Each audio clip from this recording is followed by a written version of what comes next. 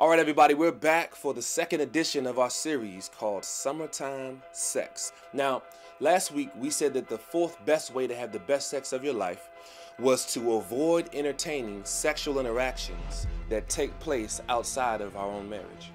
Now, this week we're going to jump right into the Bible to see what God has to say and what the third best way is to have the best sex of our lives. Look at Proverbs chapter 4, verse 23. The Bible says to guard your heart above all else. Protect your heart above all else, for it determines the course of your life.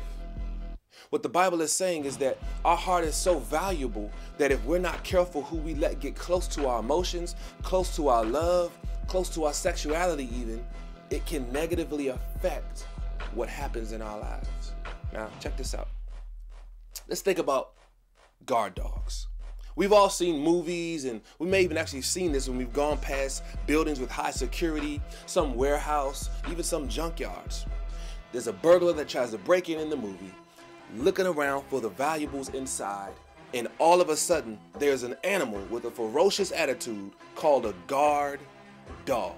And the purpose of the guard dog is to make sure that the valuables inside the building get protected.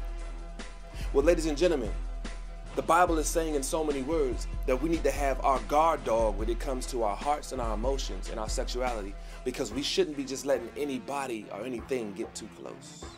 We kind of got to get our DMX on when it comes to our sexuality and our hearts. You know what I mean?